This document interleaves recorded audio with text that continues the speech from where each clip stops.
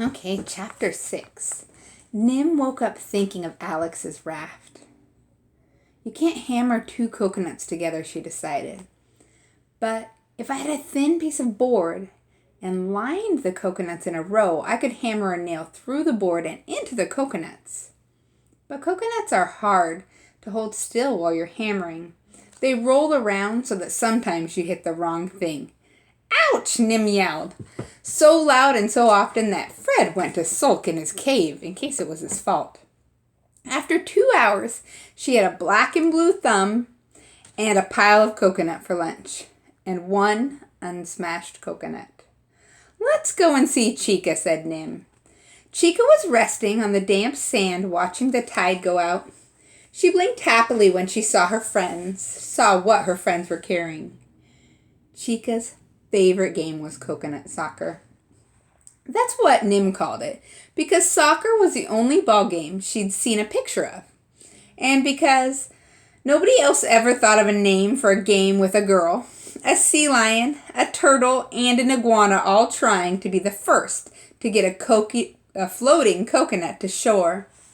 There were no rules except Selkie wasn't supposed to pull Fred's tail, and Chica wasn't supposed to sit on the coconut underwater. Selkie cheated a lot. Chica didn't cheat much, but when she did, she was very good at it. So Nim threw the coconut into the water, and Fred dashed at it because he was the fastest and the best at guessing where it would land. And Selkie sneaked under him and splashed the nut across the sea. Then she tried to throw Fred across the sea too, but Nim saw her and shouted. And while Selkie was trying to look innocent, Chica grabbed the coconut. She tucked it under her strong turtle chin and didn't even notice everyone tickling and pulling, wrestling and shoving. She towed them all toward the beach, and when she got to the edge of the water, she sank to the bottom with the coconut under her and wouldn't move. And since no one could move Chica if she didn't want them to, that was the end of the game. It's a tie, said Nim. Chica can't say she's won if the coconut's still in the water, so it's 0-all. Chica looked as smug as a green turtle can look, and didn't seem to mind at all. Late that afternoon, Nim walked around to Keyhole Cove to check the coconuts. All 20 were still bobbing gleefully in the cove, bumping and floating loose and free. I've got it, Nim shouted. She ran to the computer to email. Dear Alex Rover, she wrote, I've been thinking about how you would make a raft.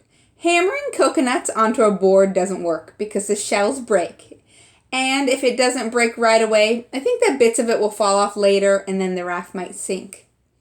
But if you put the coconuts in a sort of bag, but how would you make the bag?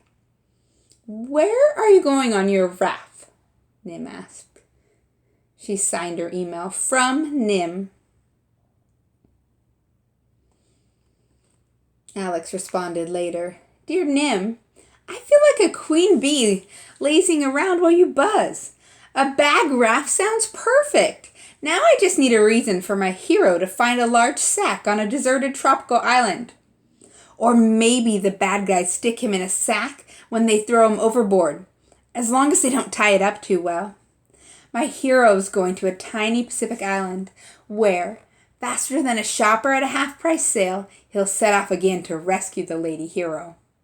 I'll be sitting at home, snug as a snail in its shell. I've attached a map I've drawn for the story. Just click on the icon. With best wishes, signed Alex. Nim clicked, and her stomach somersaulted. She stared at the map on the wall, and the map on the screen, and then at the map on the wall again. Jack liked maps, and he drew maps of their island, the currents around it, and the places where they'd sailed. And because their island wasn't on the big map of the world, he'd drawn in on that too. Near the crossing of two lines, the ones that go around the middle like a belt, and an up and down line curving with the shape of the earth. This is the hero's island, Nim whispered. And that must mean... Selkie! Fred! She shouted. Alex Rover's been to our island. I think, she added a little while later. It took a long time to go to sleep that night. The next morning, Nim sang her way through the weeding, the digging, and the picking. She hummed as she measured her charts and sang so loudly when she climbed Lookout Palm to check for sails that a seagull dropped his fish. "That's what we'll do today," said Nim, and as she slid down the tree. Then she got her fishing rod and met Fred and Selkie at Turtle Beach. Chica was grazing the seaweed just where the water had started to get deep. Selkie didn't like Nim to swim out too deep, but she let her dive and visit for just a minute. Fred stayed with Chica to see if she'd find an interesting sea plant that he'd never eaten before. Selkie chased Nim back and went out deeper to fish. Nim climbed up the rocks where she'd left her rod. The rod was bamboo, strong and springy. Jack had made it for her birthday and taught her how to cast the line in a whistling arc. That was the best part of fishing, Nim thought. That was why she hated getting a fish first go. It was like finishing a ball game after just one catch. 7 tries this time, and then a fish dancing silver on the end of her line. It was a good one to eat, just the right size. "Sorry, fish," said Nim, and she killed it quickly. That was the part that she didn't like. Selkie did, though. No matter how far away or how deep she was swimming, she always knew the instant that Nim had caught something. "Wait," Nim ordered, but it was hard for Selkie to be patient when fish were being cleaned and she was waiting for the guts and bits to eat that Nim didn't want. When the fish was cleaned and Selkie had stopped barking for more, Nim wrapped it in leaves and built a bonfire on the beach. She dragged some fallen branches and driftwood into a pile and used dry palm leaves for kindling. When Nim and Jack had a fire at night, they used matches. But matches were precious because they came on the supply ship. So in the daytime, they used glass and the sun's own fire. She unscrewed the lens of her spyglass and pointed it so that the sun shone a bright beam on her kindling. A brown patch grew and glowed, and a small flame sparked on the dry palm fronds. It caught the small branches and then began to roar. Then she dropped a sweet potato into the hot coals and toasted her fish on a long stick. After lunch, they all lay out on the edge of the beach. The tide ripped over them, and when it started to float them away, they moved farther up. Nim got a book and read with her legs in the water and the rest of her on the sand. And every few minutes she looked up to watch for sails and wait for email time. Later, Nim sat down at the computer. She wrote, "Dear Alex Rover, I have never been so excited in my whole life. Well, at least not since Fred learned to climb on my shoulders when I whistled. Are you really the hero?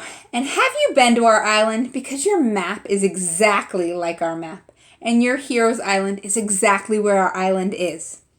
Is that how you knew what Keyhole Cove looked like? And Turtle Beach?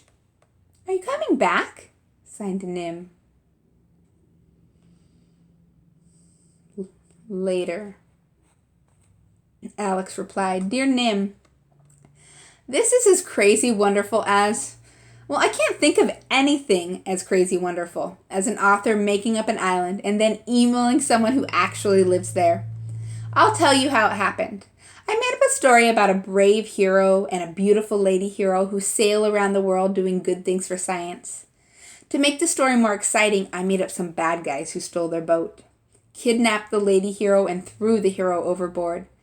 But because the story needs a happy ending, I made up an island for him to land on, where he could build a raft and sail after the bad guys to rescue the lady hero.